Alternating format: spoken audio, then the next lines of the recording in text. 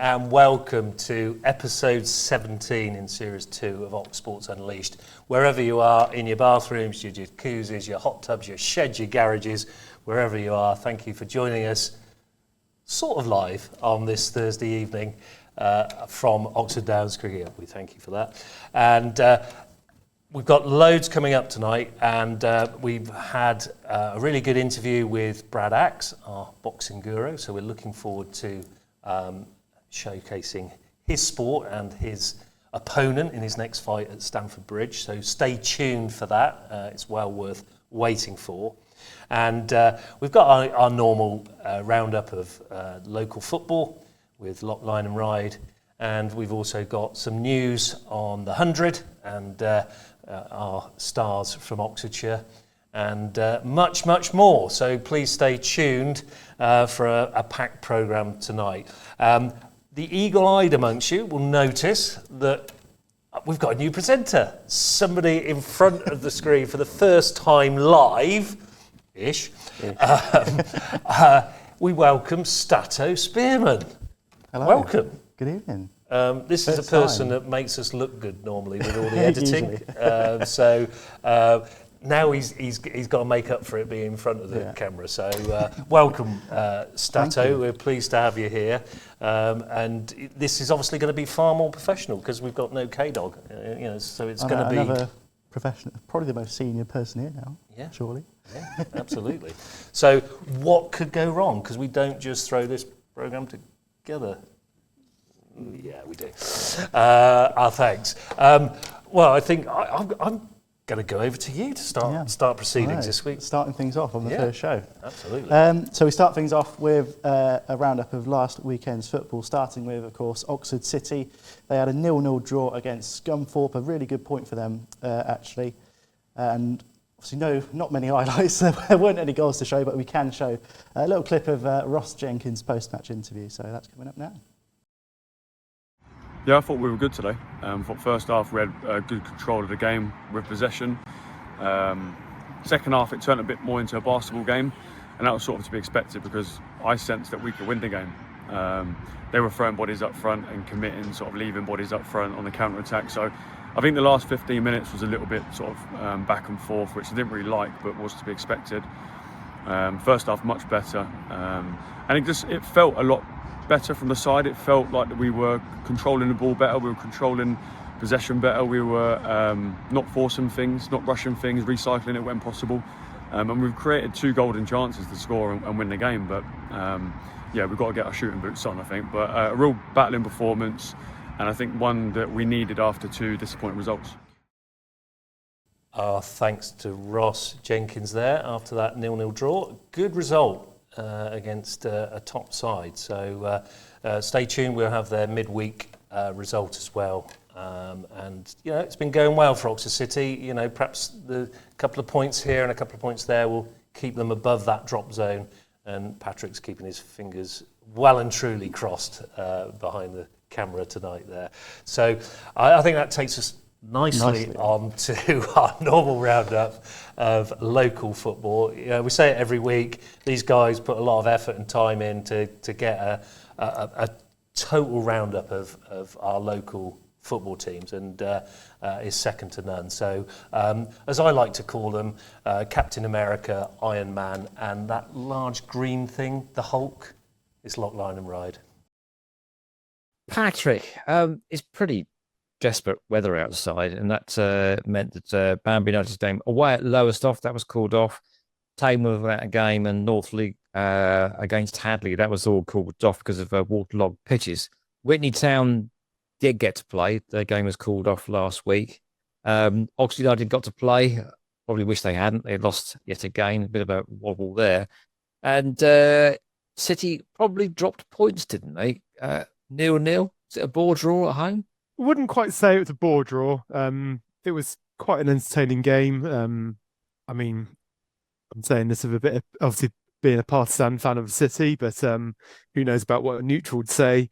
There wasn't many chances in the game for either team. The defences kind of won out, really. I think possibly watching the highlights back, both teams were perhaps a bit guilty of not taking a shot on when it early enough and tried to take a couple too many touches before trying to get a shot away, at which point the defender closed him down and snuffed out the danger. But I think it was a good game against two teams that were trying to play a nice brand of football. So it was a pretty game, maybe we should say. But yeah, you say River City dropped points. I mean, yeah, I guess wasn't a win, but guess against Scunthorpe United team that was second, you'd probably take a point, wouldn't you, before the game? So probably a good result, really. I suspect Jamie Heapy would have taken a point in the end as well, because Didcot Town were defeated at 2-1 at home to a very late injury time penalty. And I gather that Jamie Heapy wasn't too pleased after the game, Patrick. Yeah, rather controversial, apparently. It was Shaftesbury, lost 2-1. They went 1-0 down early on, but levelled through Ewan Lynch just a minute into the second half. As you say, it was a last gasp penalty, very controversial from what we heard from Jamie Heapy. They scored it, so heartbreak for Didcot. We pretty much heard from Ross Jenkins this time last week saying about he's probably one of the worst referees he's ever seen, and unfortunately we got another interview similar to that from Jamie Heapy this time. He wasn't happy with the official at all about the penalty decision. He spoke to Daz King at full time. He's the worst ref we've had. Well, I don't like blaming referees because I don't like making excuses, but his performance was a disgrace. Absolute disgrace. How he give a penalty at the end there for Bars didn't even tackle, he just stopped. And then Matey just stopped. And he was dying to give that penalty, dying to give it all afternoon. And we should have had one. So there's that. So we should have. Lynchy, you could hear Lynchy getting booted. Yeah. And it's just, first half we weren't great. And we had to have a few words and, get things sorted at half time. And then second half, only one team in it. Yeah. Only one team in it. We were flow after flow. Every time we went forward, I thought we were going to score. Where we could have got 3 or 4. It's just, I don't know, that's come back, hurt us at the end. And it should be a consolation penalty. But it's not even a penalty. And you couldn't even talk to him. He was just, oh, mate. Like I said, I'm not one for moaning at referees. I take whatever comes our way is fine, football, whatever. But his performance was, with 6 points we dropped against these. Yeah. 6 points. They beat us home and away. And you have to say, Patrick, result of the week, I suppose headline of the week in the national non-league paper for local teams is that Kidlington got their first win of 2025. They're near neighbours of where you live at the moment. And they look to be sneaking towards safety, but there's teams that have got games in hand over them, so it's still a long way to go. But I saw the Twitter feed, but they were saying they were getting berserk there, and I'm quite right too, because there's nothing like getting a result when your team have been badly performing, isn't it? It's only won the FA Cup, isn't it? Oh, absolutely. There's been many a day at Oxford City over the years, especially looking back 4 or 5 years ago before the playoff pushes, and we go on winless runs for 10, 11 games, and then you go and find a 1-0 win somewhere, and they were always superb. They were the best feeling ever to go and win those kind of games. And when you're down, it's always brilliant to win, and I experienced it last year as well in the National League. So it puts you on a high for ages, and a win like that can set the season up again. And like I say, there's teams that are above them, Northwood, who are above them. They got 4 games in hand on Kidlington and a point above. But all it takes now is for Kidlington to take that high that they've had on Saturday, go and grab a couple more wins, and then all of a sudden they're looking way up the table, and even the teams above Northwood are looking down a little bit. So that's all you can do, isn't it? You can win your games and then hopefully move on. So but to actually review that game, it was a 3-2 win they had over Stotfold at home. Fraser Allen gave Kidlington the lead on 19 minutes, but 2 Stotfold goals, one either side of the break, saw them go 2-1 down. But 2 late goals from Michael Hopkins and Nathaniel Opoku gave them that huge win. We can hear from a very relieved Craig Mackay. He spoke to the Kidlington media team at full time. Well, I've aged about 10 years, that's for sure. I thought the lads gave us everything. We've been on a real sticky run where I just feel like one change in the momentum could alter everything. And we've been waiting for a game like today where we actually get the rub of the green, we call it, and win the game. You think about moments where, in Aylesbury, where we conceded in the last minute of that game to lose it 3-2. Look back there, you take a point, you stop the rot. When we went away to Hertford, we were 1-0 up, you missed a penalty to make it 2-0. Times during this last little spell over the last month where we've just been quite unfortunate, and obviously then the games, goals, biggest cliche in the game in football, goals change games, but to have the desire and application and attitude to come back today from losing an early goal in the second half to go 2-1 down, and then bringing it back to 3-2 and seeing it out and defending manfully because they've slung a lot of balls into the box. It's the excellent proof of life for the boys. And I think, Patrick, I like the headline, which says that the kids are all right at long last. And you'd like to think that goal from Opoku could be the turning point in Kidlington's season. Oh, absolutely, yeah. As I say, when a win like that can give you all sorts of confidence, can't it? And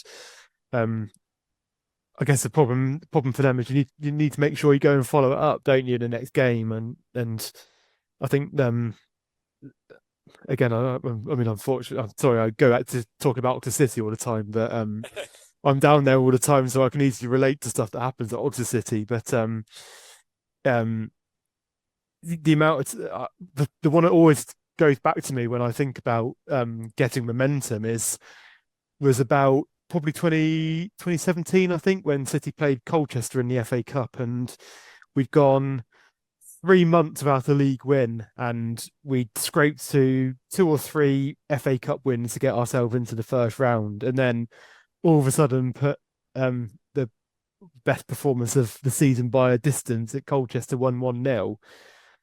And then we went 4 games. I think we won 3 or 4 games in a row in the league straight after that. So the confidence that a good result can give you, you can't underestimate it. So if Kidlington can follow up and get another win, then hopefully they'll be looking up the table and not down it. There's always hope, Patrick. Okay, Patrick, take us through the rest of the local football results from last weekend, please.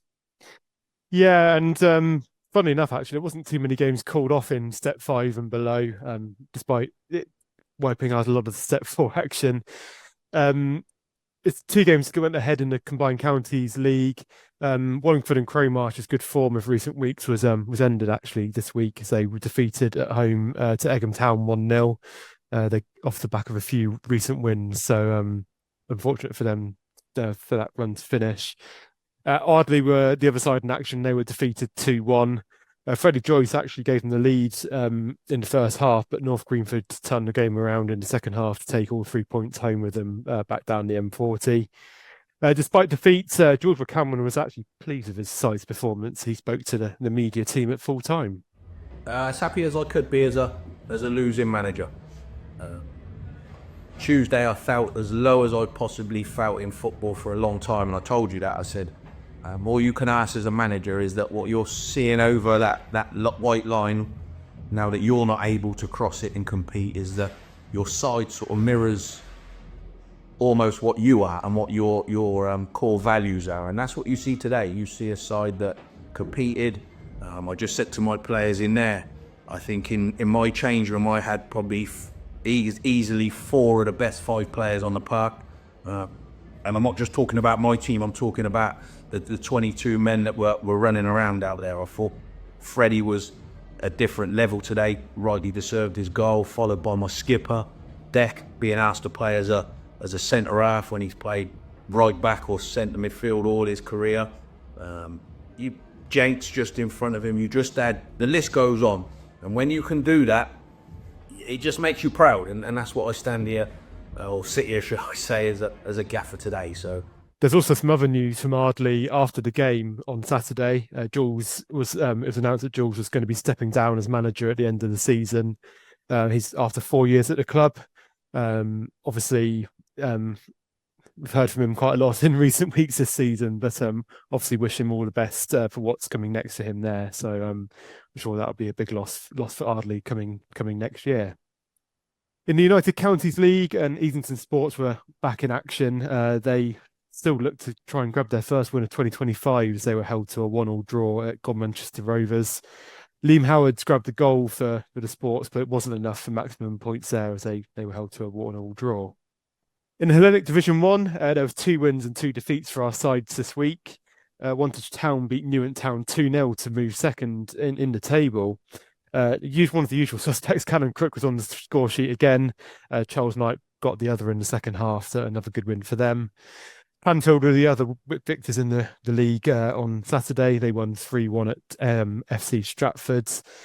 Finn Baker, Tiger Horn and Nathan Kimber had the goals for Clanfield there, so another good win for them as they fly up the table. But there were defeats for Abingdon United, Casterton and Kidlington Reserves in the division this week. So a big loss actually for Abingdon United, who were obviously in second place before the weekend. And before we move on to Sunday's action, there was actually some more news from that division this week. Not relating to an Oxfordshire side, but certainly has an impact on Oxfordshire sides. As the bottom place side, Southam United, have withdrawn from the league this week. So all of their results up until now have been declared void. So this will have a effect on the existing table. So I don't know exactly what that's done, but probably move a few results around based on what results teams had. So obviously very sad to see any team having to withdraw from the league. So obviously hopefully they can be back soon, hopefully back next year and in whatever league they decide to apply into. So a quick look on Sunday's action. Oxford United were held to a 1-1 draw at Lewis on Sunday. They led 1-0 at the break through Eddie May Richardson, but Lewis levelled with 15 minutes to play in that game in the Women's National League South. In the Division 1 Southwest, there was a big win for Abingdon United. They beat Maidenhead 2-0. Goals from Molly Ligo-Jackson and Holly Selwood, both in the first half, the difference there. An even bigger win for them as Portishead Town, who were in the relegation zone. The points there was big for them in their quest to stay up in that league. And finally, Oxford City, they drew 3-3 at Badshot-Lee. Ellie White, Lucy White and Billy Bell French grabbing the goals for City there. They had to come back from 3-2 down, so a good draw for them down there. So that's pretty much what happened on Saturday and Sunday. Colin, back to you. Thanks a lot, Patrick, for that. And as I say, let's hope for better weather this coming weekend, so we'll have a lot more action to report on. Thanks there to Lock and Ryde, or Captain America and Iron Man. The Hulk was on vacation this week, apparently. So I'm going to pass the baton on to Stato. If you use my catchphrase, let's see. Well, we've gone from football, the round ball, to slightly squash ball. Moving on to the puck, to slightly steal the catchphrase from last week. That's it. We are moving on to Oxford City Stars in ice hockey. They travelled across the border into Wales to play Cardiff Fire, not Welshire, completely different sport there. To play their latest fixture, and we bring you news of a win for Oxford City Stars, 3-2. It went into overtime and then penalties. The goal scorers for City Stars being Jake Williams, Sam Robinson and Joseph Covey scoring that last goal for them there. So another really good win for Oxford City Stars, and as you can see, some pretty good celebration. They're all piling into good huddle. We love to see that going on, and I think that's 3 wins out of their last 4 or 5 games now. A really good run of results for City Stars, and as we always say, if you want to see some ice hockey you've never been before, doesn't matter. It's always good fun. Get yourself down to the Oxpens And you've been... Yeah, it's brilliant. Yeah, absolutely. Just get down there because it's well worth it. It's great fun. You have a drink and some food as well. It makes a good evening of it, and the kids love it as well. It's brilliant. Yeah, and as we can see, their upcoming fixture against the Slough Jets, another great name. Coming up this Sunday, face-off at 6:15 Sunday evening. So, as we say, be sure to get yourself down to the Ox Pens. And sticking with ice hockey, we've got an exclusive coming up. We're going to speak to head coach Mark Saunders. He'll be coming in to the studio. We spoke to... can't remember his name now, the last manager, a few times last season.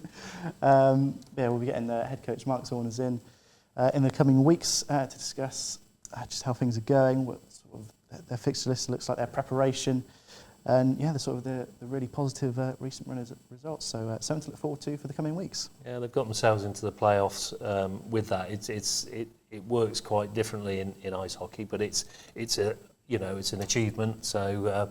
With their results, I think that's 3 wins out of the last 5. So, it's really helped their cause going forward. So, brilliant news. And we're looking forward to getting Mark in to discuss, as Stato says there. And that takes us back to football, I believe. I'm just checking. It takes us back to football. And Witney, our normal side that we've been following, still top of the league, ahead of Oakley, and but they stumbled a little bit at the weekend. They had a 1-1 draw against Berensfield, and we've got highlights of that game now.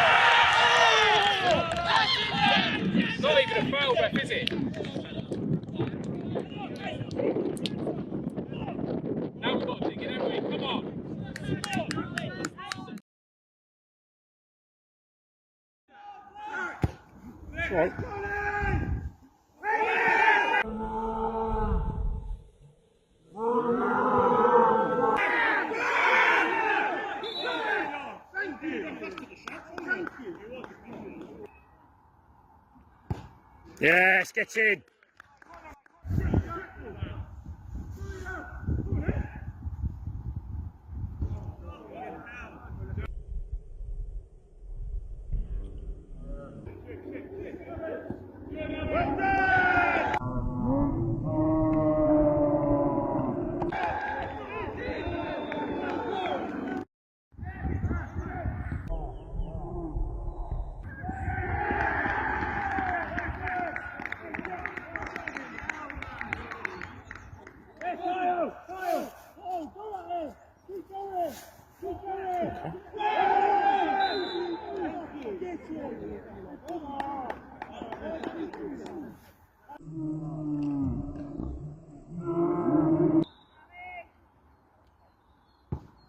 Yeah, it's good too.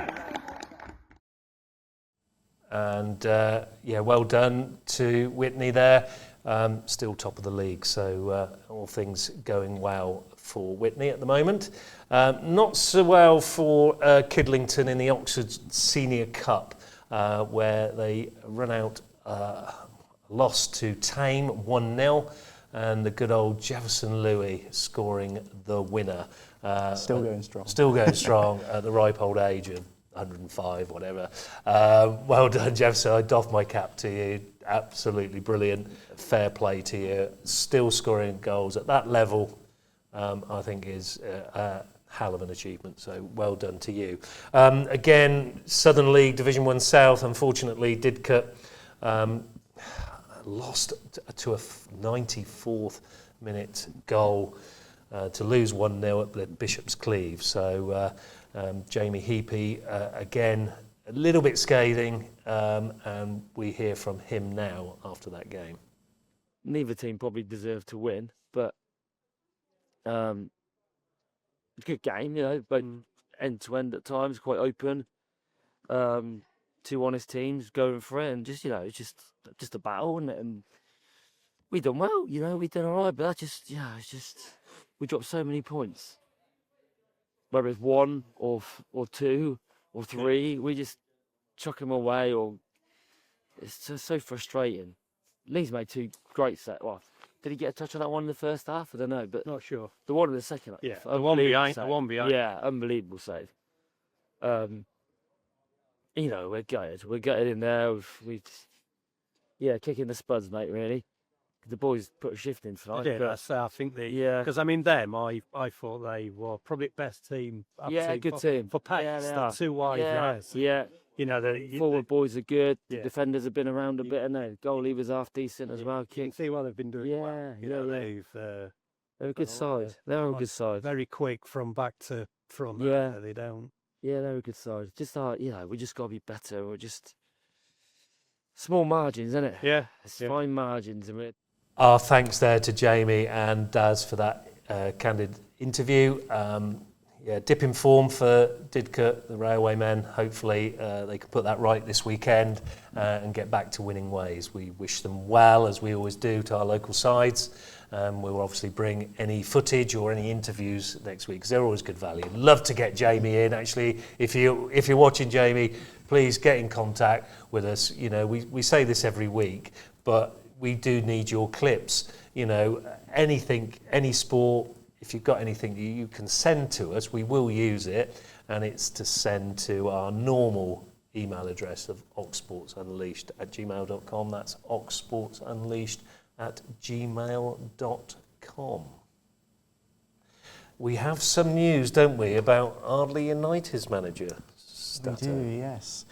It was defeat at the weekend for Ardley, but perhaps more importantly, Jules McCalman, their manager, for the last 4 years, will be stepping down from the club at the end of the season. Ardley, I think, sitting just in the bottom half of the table. You'll see later on, I think they're in 11th place at the moment. It's not doing too badly at all. We'll hear from Jules in just a moment on his situation leaving Ardley. It's a strange one. It's sort of one of them feelings this year where I've missed a lot of games, and it gave me a bit of a time to evaluate and look at reasons why I was missing games and sort of would I miss them games again. And when I was honest with myself, the answer was probably yes. I was missing games for more important reasons than football. And it's just one of them things that when I'm invested, I'm all in. But I'm also honest enough, and I fall in love with places, and that's Ardley. So for me, I said to Ian that unless financially there was going to be a reward, which this club couldn't do, the sort of number that I'd be looking for, I'm done with football, if that's what you mean. I'd just be a fan. If there's someone out there, or if the club could have even found that sort of number, I wouldn't have took it. I know what this club's restraints are. I know what this club's limits are. There's too many good people for me to be a burden. I never wanted to be a burden enough. If you sort of take the financial money that I would be looking for, that's why. So it's just time to spend time with a family. They're my priority now. They always have been, but I always had football high on that, and I would be selfish sometimes. But now it's time to be selfless and give myself to the family. Or, like I say, it certainly won't be this level. But if a club at the next level wants to pay that sort of financial restraint that can tempt me, then I'd probably give it some consideration. But it would certainly take a massive offer for me to go anywhere else. Our thanks there to Jules. I've always really enjoyed Jules's interviews after the game for Ardley, so I'll be missing those next season. We wish him all the best in his wherever he's going, but he's been good value over the winter months, so we wish him all the best for the future. Yes, and that brings us on to completely different sport, into no ball involved in this No one, ball. actually. No ball. There are some gloves involved. We move on to boxing, and Darryl Woodsy, I had the pleasure of catching up with local boxer Brad Axe. He's got a fight coming up at Stamford Bridge in the next month or so. And we'll quizzed him about his training, what he's been up to. It's been a while since we've caught up with him, actually. So, quick chat about what Brad and his Axe gang has been Still up a to. member. Still a member. member. A quick chat with Brad about what he's been up to and how his training is going ahead of his fight in a month's time. Thanks for that introduction there.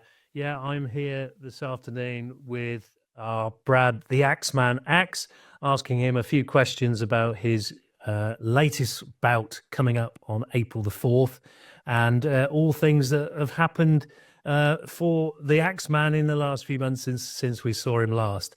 Brad, welcome, and thanks again for joining us on Ox Sports Unleashed. It's really kind of you to give up your time. No, thank you, Darryl. Thank you for having me back. Like I say, it's been a little while. Quite a few things have happened since, so it'd be good to catch up.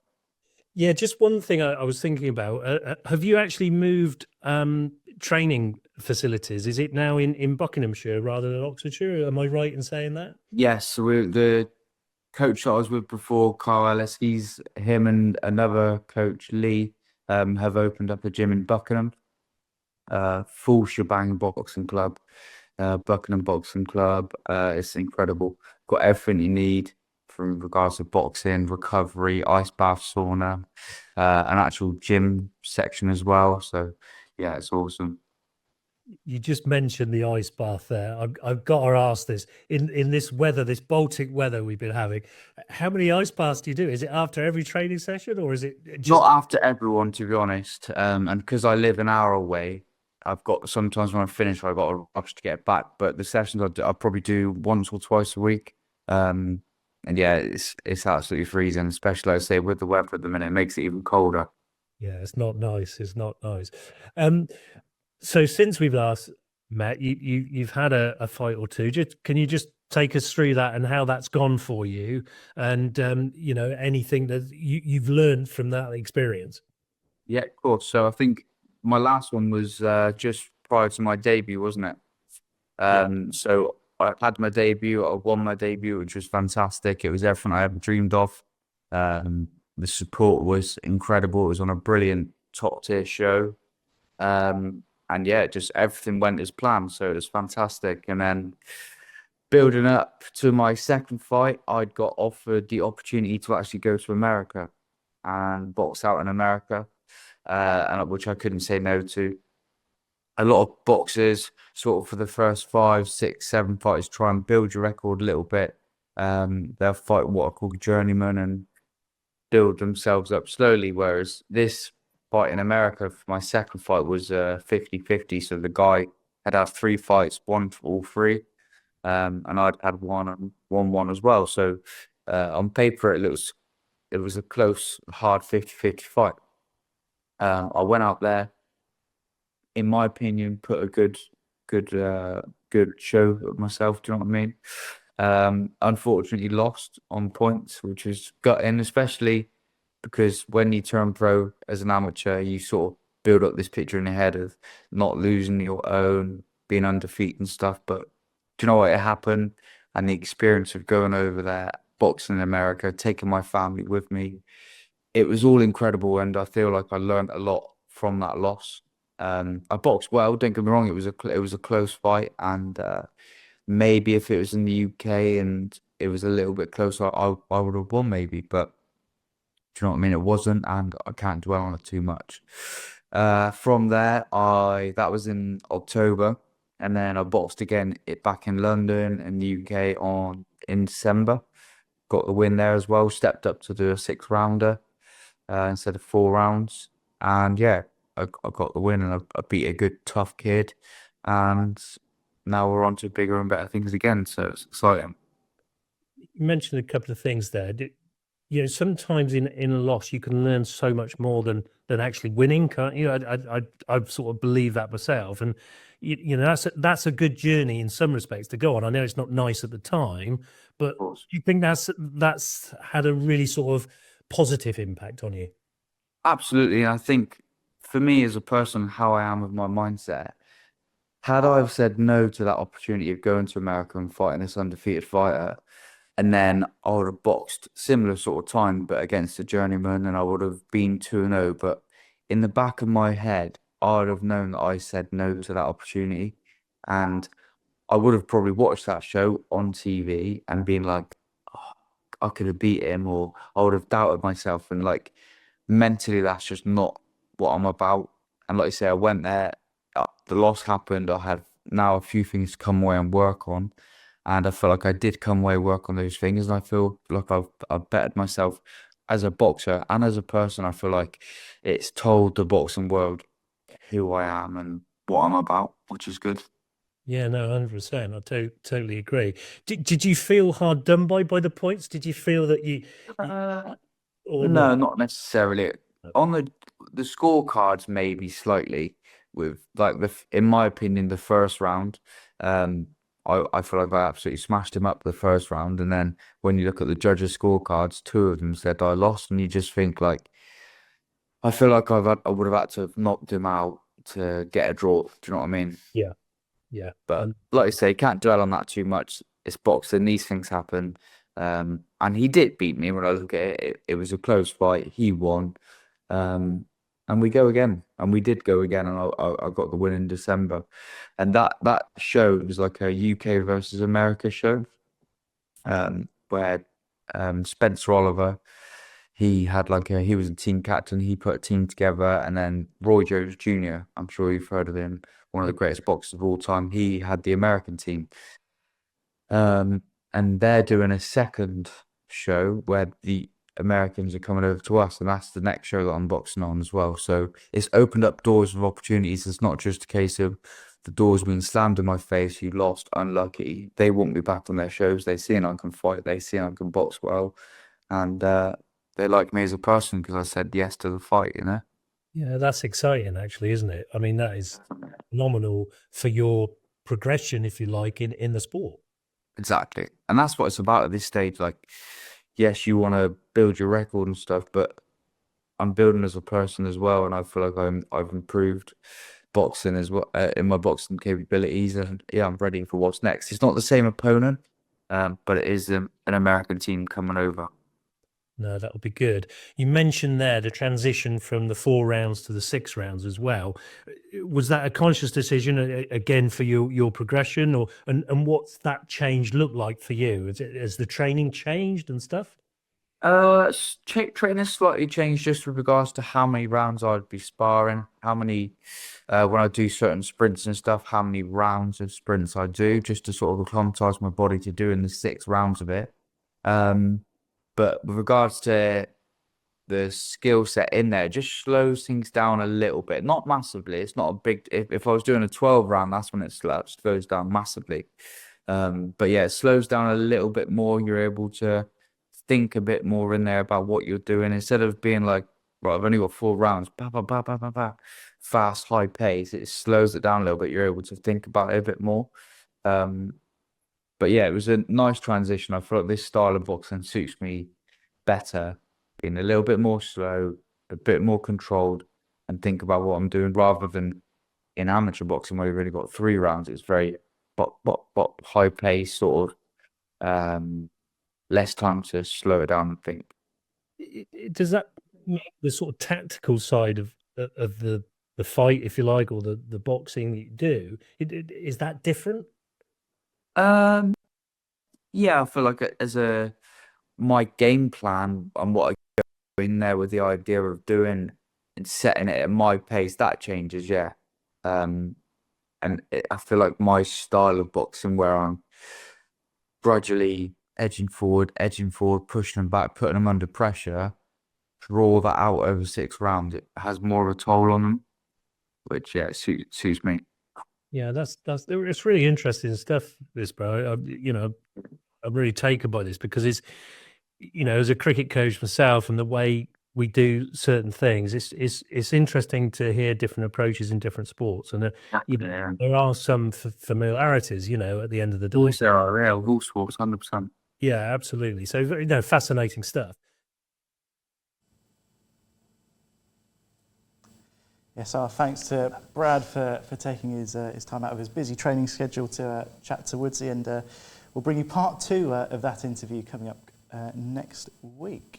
I love that. To be continued. That was great. I love that. That's proper stuff.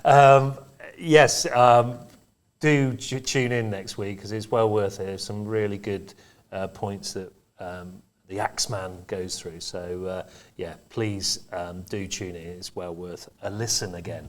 And that takes us on to, quite nicely, to Ed Wilson, Oxfordshire cricket development manager, has decided to move counties, if you like. He's going over to be the head of women and girls cricket at Worcestershire County Cricket Club over at New Road there. Really good appointment, actually. He's worked tirelessly for Oxfordshire over the last few years. He's done a lot of coaching modules as a tutor, and he's a good guy. So we wish Ed all the very best for the future at Worcestershire. You know, again, Oxfordshire cricket will miss his endeavours. So good luck, Ed. We hope it goes well for you. And Stato's got some exciting news about our local young cricketers. What's the news? Yeah, so you may have seen earlier this week, if you're a fan of the 100, Kieren's probably listening going, absolutely not. Right, He's probably turned off now. Exactly.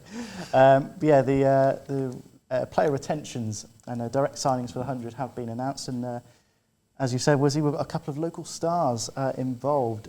Lindsay Smith, the off-spinner, and all-rounder James Coles have both been retained by their respective teams. Lindsay Smith entering a 5th season with Northern Superchargers up at Headingley. Had a successful season, made the final in 2023, was the leading wicket taker as well last year in the whole competition. And there you go, James Cole's been retained for Southern Brave men, so he's got to spend another 4 or 5 weeks with me, pestering him about, can you wear the helmet cam, please, James? And he usually goes no, which is fair enough. He doesn't like that. No, they find it a bit heavy. The players okay. Put a camera on top of the lid and takes the weight over to the offside. But yeah, congratulations to those two in amongst some of the best players in the world. Some really big names coming to the 100 this year, particularly in the women's game. Meg Lanning moved to Oval Invincibles, and Laura Wolfart joining Southern Brave as well. So looking forward to seeing her in action at Utility Bowl this summer, and yeah, hopefully James Coles and Southern Brave can go one step further than last year. Made it to Lords last year, and just fell shy. This person I'm sat next to has 100 medal, not 100 medals. 200 medals. Two. Well, one runners up, one winners. Oh yeah, you can't count the runners up. Winners medal. Yeah, very heavy, aren't they? They are quite heavy, yeah. Quite a decent little medal, that, to be fair. Kieren's definitely turned off now. Trophy's really heavy. Yeah, it looks it. Massive. It looks it, to be fair. We'll see how the 100 goes this year, won't we? It will be interesting to see how things transpire through that. But Southern Brave, what do you think? They got a chance? I definitely think so, yeah. Made some good signing. They've kept the core of both squads, so... I know the women had a bit of an off-season last year, but I mean, the names they've got, Maya Bouchier, Freya Kemp, Lauren Bell, as mentioned, Laura Wolfart. I don't see any reason why they can't get back to winning ways this summer and bring the giant H back down to the south coast. And it is giant. It is giant. We wish Lindsay and Colsey the very best of luck through all their cricket in the season of 2025. So, yeah, good luck. We'll watch out for their names in lights when the 100 comes around. So, yep, good news. From the round ball to the oval ball, and Chinner and Cambridge have started this little cup, not the Prem Cup, back in November, where Chinner ran out 33-24 winners. The second leg is this weekend, so we're looking forward for Chinner to bring back the spoils of that second leg and take that trophy, which is a decent trophy actually. Yeah. Is that Elgir Fields? Is that how we pronounce that? So they're away, and it's a 2 p.m. kickoff this Saturday, the 1st of March. We wish Chinner all the very best. They haven't played for a few weeks, so it's their first game for a while. So we wish them the luck, and hopefully they bring that nice trophy back. It'll be another trophy coming back to Oxfordshire. Yeah, absolutely. Love to see that. Yeah, it's good. We wish them all the very best for the weekend. And that then now takes us to our normal roundup of our results from all grassroots football sides from around our county.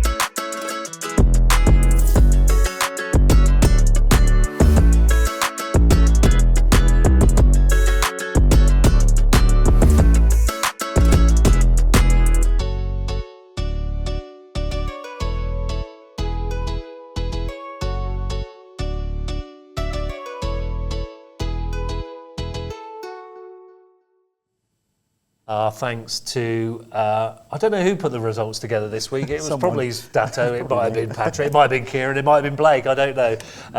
But we thank whoever did it this week very much. We don't just throw it together. Well, that might just show we might do. But it does take a little bit of a while to get all that information together, so thank you. Whoever did it, and thanks. where else can you get that information but here on Oxsports Unleashed? Every level of grassroots sports covered. And as we always say, if you want your show, your club, your sport to be featured, do get in touch at oxsportsunleashed@gmail.com. And we'll be happy to show your clips, get in touch and arrange an interview, come down to one of your training sessions and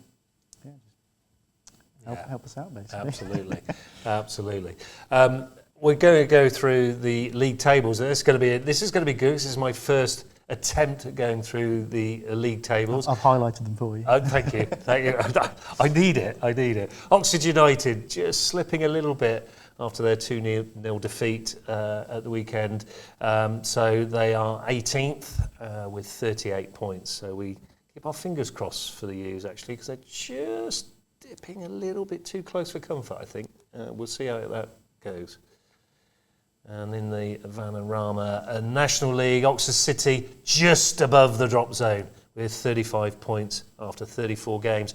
The good news is there, a couple of sides above them have got a couple of games in hand, but they're pretty much all around the 34, 35 game mark. So they're 3 points ahead of that fourth drop zone. So we keep our fingers crossed, and we've already said it, Patrick's got everything crossed for them. 2 good results, in fairness. They did have a 0-0 draw against top of the league, Chester. So that was amazing. 2 points against teams in the top 6. So fair play to the Hoops on that. Into the Southern Football League Premier Central, Banbury United, without a game this week, stay 14th and with 40 points. So mid-table, pretty comfortable there, I would suggest. Division 1 Central, there we go. Tame United, not in league action this week, obviously because of the Senior Cup, just below the playoff places in 6th. 28 games played with 53 points on the board. Real Bedford have really stormed that league at the moment. And they're at the bottom. Kidlington have moved up a place, which is good news. They're a little bit closer to get out of that zone. So we do wish Kidlington the best in Division 1 Central, because that would be great. The danger, though, is that they've played 28 games and the sides above, or the side above, Northwood, have only played 24. So still a bit to do, in fairness. We need Northwood to just collapse, really, and not win any games. Northley sunk right there at the bottom, still with 7 points. In Division 1 South, did cut there. Even though they've had a dip in form, a couple of losses, they're still comfortable mid-table with 43 points after 32 games. Into the Combined Counties Football League Premier Division North, and Ardley United, as we said, pretty comfortably placed with 42 points, 9th after 31 games. I see they were just above British Airways there, just floating above. Flying high? Flying high, yeah. Oh dear. We don't, well no, I'll go with that. And in a little bit further down, Milton United and Wallingford and Crowmarsh, pretty neck and neck there, although Wallingford have played 5 more games than Milton. So Milton could push up that table. They've got an awful lot of games, but those games, backlog, not probably that good for them. They're going to have to play a few games, back to back. So we'll see how Milton do. Into the GCE Higher Fleet United Counties League Premier South. That's a nice short name for a league. Easington Sports in 15th place. A couple of places above the drop zone, but I think comfortable with 28 points. And the Hellenic League Division 1. Side's doing quite well, actually. Wantage Town in 2nd place with 52 points after 27 games. Aberdeen United, the one to watch, with 23 games, a few games in hand over the Wantage boys with 48 points, and Clanfield just outside the playoff places on 42 points after 24 games. And a little bit further down, Kidlington Reserves in 13th with 24 points. Carterton, who we've mentioned will be coming in to see us at some point in the near future. My local side, 19 points. It's not looking good for them, in fairness, but we again hope they can salvage something for the season. and get out of those drop zones. In the National League Women's Southern Division, Oxford United, I think, slipped down a place this week with 17 games and 32 points. And again, Division 1 South West, Abingdon United in 9th place. This always seems quite a funny league, actually, with 17 games played, 14 points on the board, with the side in 5th played 15 with 31. There's a big gap between 9th and 5th, but they are above the drop zone with a few points ahead. So hopefully Abingdon United can keep that position or get a little bit higher. Southern Regional Women's Football League Premier Division, Oxford City sitting 3rd, 14 games, 26 points, played a couple more games than the teams above them. And that takes us into the upcoming fixtures for this weekend, starting with Saturday, 1st of March in the EFL Championship. Oxford United hosting Coventry City. That one, an early kick-off, 12:30 at the Kassam. And back into FA Trophy action for Oxford City. They take on Woking at 3 o'clock in the M Group Stadium. At the M Group Stadium, rather. Not, I suppose it's in the stadium as well. It could be. And then next up we have Banbury United at home to Harbour Town in the Southern League Premier Central. And Division 1 South, Jamie Heapy's Didcot Town. They take on Willand Rovers at the Luke Meadow Stadium. Both those 3 o'clocks, all of these 3 o'clocks actually for the rest of Saturday. Yeah, like. Division 1 Central in the Southern League, Kidlington away on the road to Enfield. Northfleet, they take on Ware at Ensham Park, and Tame United also at home. They play Hadley at Meadowview Park. Combined Counties Premier South, Milton United back in action after a couple of weeks off. They take on Egham Town, ground sharing with Wallingford this year. Ardley United, they take on Reading City at Rivermore Stadium in Towerhurst. And United Counties Premier North, Easington Sports, they are on the road to Coventry United. Into the Hellenic League, Abingdon United home at the North Court to FC Stratford. Close game, I think both teams in the playoffs there. Wantage Town, they're on the road to Bewdley Town, and Kidlington Reserves at home to Cheltenham Saracens. And last couple of fixtures in the Hellenic League, Carterton, they travel to Newent Town. Again, another 3 o'clock kick-off there. And Clanfield 85 also on the road to Redditch Borough. Moving into Sunday and the women's fixtures, starting off with the Women's National League 7 Division, Oxford United, they travel to Gwalior United. This one is a 2 o'clock kick-off at the Newport Stadium. And in the Southern Region Women's Football League Premier, Oxford City at home to Wycombe Wanderers. Again, another 2 o'clock kick-off. That one also at the M Group Stadium.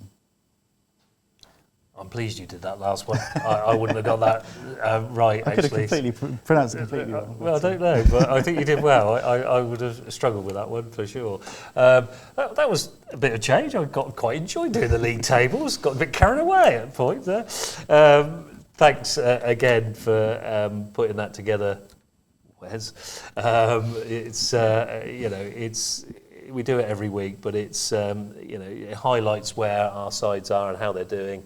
And we say it every week, but if you get down to one of these sides, there's quite a few home fixtures this week. Get along to one of the home sides and give them a bit of support, because they'll be really pleased to see you down there. Any support you can give them would be absolutely fantastic. That just about wraps it up for this week's Ox Sports Unleashed. But I have to say, Stato, your first time live in front of the camera. How did you feel? I've enjoyed it today, actually. Yeah, trying to remember all the presenting tips I got from uni. It's a while since you've done it, hasn't it? It's been quite a while now, come to think of it. But no, it's been good fun, and hopefully I'll be back for more. It's difficult living 60 miles away. Yeah, but it's quite tricky. But no, I think you've given it a professionalism. Sorry, I'll say that again. A professionalism we haven't had, for a number of weeks, really. Let's be honest. Right. But it's good to have words. And, make him blush here, but he does an awful lot for the show on editing and so on and so forth. And we do really appreciate his efforts because he does make the presenters look good. He may make yourself look good tonight, Wes. Well done. We'll see. We'll see. Stato's done well. So thank you for stepping in at the last minute. That's much appreciated. If you've enjoyed tonight's show and you've seen what Oxfordshire Sport is all about and what our programme is, don't forget to hit that like and subscribe button. It's on a lot of our clips. If you've got anything, send it to us. We'll use it. But you'll hit that notification button. You'll never miss a show. You'll never miss a clip. We've got some great YouTube shorts coming up as well. So lots to see on our YouTube channel. So please do, if you like what you're seeing, hit that like and subscribe button and get our subscribers up. We've said it before, we want to try and put some money back into grassroots sports, and the only way we can do it is with your help. So like I say, please do get in contact with us, but hit that like and subscribe button. I keep on about it. And be sure to follow us on our social media channels. We're at Ox Sports Unleashed pretty much everywhere. Facebook, TikTok, Instagram. We're at Ox Sports U, slightly shortened version for Twitter. Character limit there. X. On X, sorry, X. yeah. Yeah, be sure to follow us on those platforms. As I say, YouTube Shorts go out pretty much everywhere. So yeah, be sure to follow us on social media. Keep up to date with all that's going on in and around the show. So again, thank you for watching this episode of Ox Sports Unleashed. Please join us again next Thursday when we will be back live in the studio with a live studio guest from Alpine Racing. So don't miss that. And, we're going to unleash some more Ox Sports. So it's good night from me. Goodbye.